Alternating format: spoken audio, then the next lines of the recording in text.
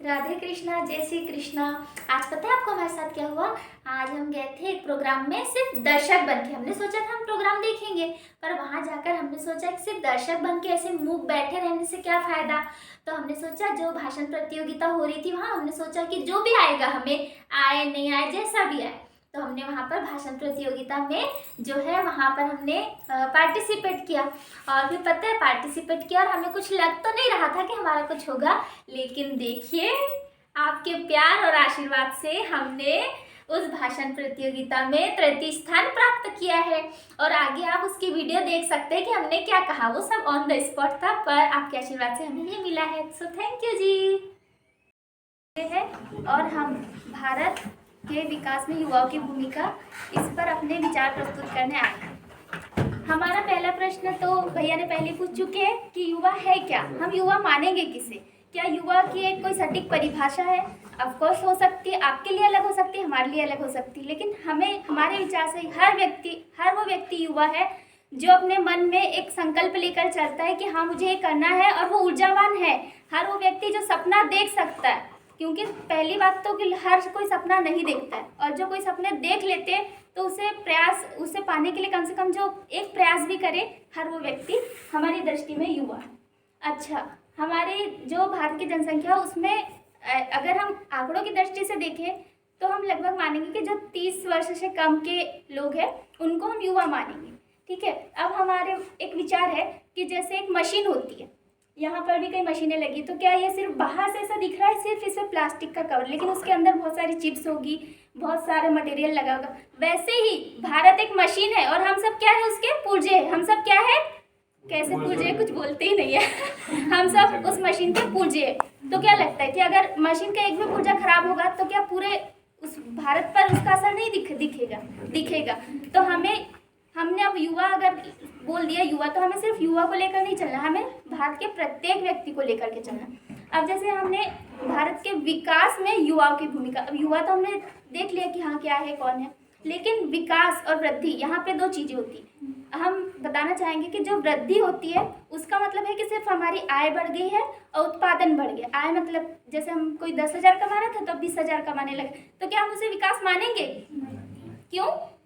क्योंकि जरूरी नहीं है कि उसमें उसके घर की महिलाओं की स्थिति अच्छी हुई हो, पर्यावरण अच्छा हुआ। जैसे अब हम देख रहे हैं कि हम विश्व के कई देशों में युद्ध चल रहा है, वो देश बहुत आगे है, अच्छा कुछ कर सकते हैं। कई कंट्रीज तो ऐसे जिसमें तेल का बहुत अच्छा उत्पादन होता है, लेकिन वो आगे नहीं है। हाँ, वो कमाई बहुत कर रहे होंगे, जरूर बहुत सारे रुपए कमा रहे होंगे, लेकिन क्यों?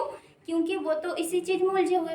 वहाँ पे न तो पॉलिटिकल स्टेबिलिटी है और ना ही लोगों को अपनी सुरक्षा का भाव है कि हाँ हम कल यहाँ जिंदा रहेंगे कि नहीं। तो हमारी जब रूढ़िवादी सोच खत्म होगी, हम किसी से ईर्ष्या नहीं करेंगे कि वो कैसे आगे बढ़ गया, हम उससे प्रेरणा लेंगे, तब हम कहलाएंगे कि यस अब हम विकास की ओर बढ़ रहे हैं, और हम विकसित तब कहलाएंगे। अब जैसे कि हम विकास के लिए क्या क्या कदम उठाए गए। सबसे पहले तो आत्मनिर्भर भारत, दूसरी चीज़ है make in India. Make in India मतलब कि मैन्युफैक्चरिंग की जो भी मैन्युफैक्चरिंग करना है वो भारत में ही की जाए, ताकि भारत के लोगों को रोजगार मिले, भारत के लोगों की इनकम बढ़े और उनका विकास हो। तीसरा है स्किल इंडिया। जी हाँ, अच्छा अभी आपने शायद न्यूज़ में कभी देखा ही होगा, जो शीतल देवी है उनको आर्चरी में अभी अर्जुन अवार्ड मिला है, रिसेंट की बात है। तो अगर हम अपनी दृष्टि से देखें तो हमें क्या दिखेगा, ओह इसके तो 2 हाथ नहीं है, लेकिन उन्होंने नहीं देखा कि मेरे 2 हाथ नहीं है। उन्होंने किस पर ध्यान दिया कि मुझ में स्किल है, मैं अपना कौशल को बढ़ा सकती हूँ।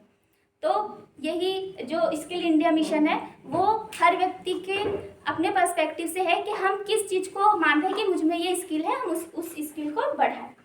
और एक है 1 डिस्ट्रिक्ट 1 प्रोडक्ट। इसमें है कि हर एक डिस्ट्रिक्ट एक प्रोडक्ट का निर्माण करने में स्पेशलाइज करेगा। वो क्यों?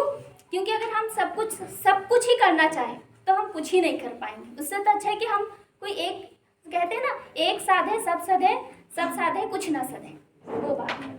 ठीक है, अच्छा और अभी कुछ टाइम पहले और एक आई थी सीखो कमाओ योजना, उसका भी यही था कि आप सीखे भी और कमाए भी, तो ये विकास में हमें अग्रसर करेगी।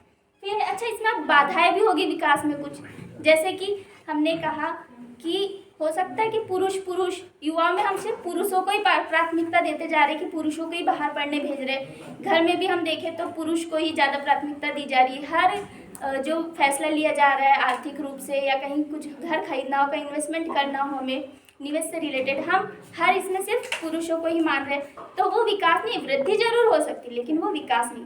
तो हमें महिलाओं को भी स्थिति सुधरे, ठीक है, और जाति पाति का हमारे यहाँ भेदभाव ना हो, जो रेशियल डिस्क्रिमिनेशन होता है वो भी ना हो, तब हम उसे मानेंगे कि यस हम विकास की ओर बढ़ गए। तो यही हमारे इसमें बाधा है, रूढ़िवादी सोच हमारी, एक दूसरे से ईर्ष्या करना, ये हमारी बाधा है। अच्छा, एक चीज़ है कि जैसे दो शब्द है, एक है साधन, एक है साधन। हमें सब साधन दे दिए जाए परंतु हमारा मन ही ना लगे, हम साधना ही ना करें, उसका भी क्या अर्थ है? तो मेन चीज़ तो यही है कि हमें खुद को इस ओर अग्रसर करना है कि हम सब साधन हो या ना हो, हमें अपनी साधना पर ध्यान देना। और साधना क्या है हमारी? यही कि हम जिस भी क्षेत्र में आ चुके हैं, चाहे हमने उसे अपने मन से चुना है या नहीं चुना है, अगर हमने सोच लिया कि इसे करना है तो बस हमें पूरी साधना लगाकर उसे पाने के लिए आगे बढ़ना। हमारा एक सवाल, हमने एक कहावत सुनी है, जापानी में है वो, पर हम अपने हिसाब से बताते हैं कि यदि कोई भूखा है और हम सोचे कि चलो यार बेचारा गरीब है तो मैं इसे भोजन दे देती हूँ, तो उससे क्या फ़ायदा होगा? आप थोड़े से उस वक्त के लिए उसको लगोगे वाह कितना अच्छा इंसान है, मुझे भोजन देखेगा, वो 2-4 दुआएं दे देगा, उससे ज़्यादा कल कुछ नहीं होगा, कल फिर से वो वहीं बैठा दिखेगा। लेकिन यदि आप उसे भोजन खुद वो कमा सके, इसके लिए आर्थिक वो खुद आप उसको कोई आइडिया दे सके कि उसको पैसे देने की वजह से यदि आप पैसे कमाना सिखाए तो वो उसके लिए ज़्यादा बेहतर होगा। इसीलिए आपने सुना भी होगा कि एंटरप्रेन्योरशिप प्रोग्राम शुरू किए गए। वो क्यों? ताकि युवा जो है या कोई भी व्यक्ति है वो उद्यमिता में आगे आए, और सिर्फ हम ये ना सोचे कि मुझे तो आगे बढ़ना है तो बस मैं आगे बढ़ जाऊँ तो मेरा ये हो जाएगा, मेरा वो हो जाएगा, मेरे घर बन जाएगा, पिलर बन जाएंगे, ये हो गया। तो इसमें क्या विकास है फिर? हम तो सिर्फ अपने ही अपना सोच के चले, हमारा दायरा तो सीमित हो गया। जैसे घोड़े को वो लगा देते हैं ना कि बस वो ऐसे ही देखकर चलते रहे सीधे, तो हमें ऐसे नहीं होना है, हमें हर डायमेंशन में हर परिस्थिति को देख के चलना है, तब तो हम कुछ विकास की ओर बढ़ पाएंगे। अच्छा, अब जैसे आप पूजा तो हम सभी करते हैं, हमारा नाम भी पूजा जी है, तो हमारे मन में एक विचार आया कि जैसे कितनी अजीब बात है, मतलब कितने आश्चर्य की बात है कि एक लड़का जो सिर्फ गाय चराता था, एक गांव में कहीं रहता था, उसने समुद्र के बीच में द्वारका नगरी बसा दी। सोचिए, तो मतलब हमारे जो है हमारे इतिहास में ही ऐसे बड़े बड़े जो उदाहरण हमें मिल जाएंगे जो हमें अंदर तक झकझोर देंगे कि कैसे इन्होंने कर लिया। और जब ये कर सकते हैं, सोचिए हम तो यहाँ पर पढ़ रहे हैं, सब कुछ है, उन्होंने कैसे कहाँ से उठकर कहाँ महल बना दिया। ठीक है, तो अब हमारा एक सवाल है आपसे कि क्या हम जहाँ पर है वहाँ पर हम अपनी पूरी साधना के साथ काम कर रहे हैं? और इसका जवाब हमें आपको हमें नहीं देना, हम स्वयं से पूछेंगे कि क्या हम जहाँ पर है पूरी साधना से अपना काम कर रहे हैं, अपना मन लगा के कर रहे हैं। बस वही हमारा विकास है। धन्यवाद।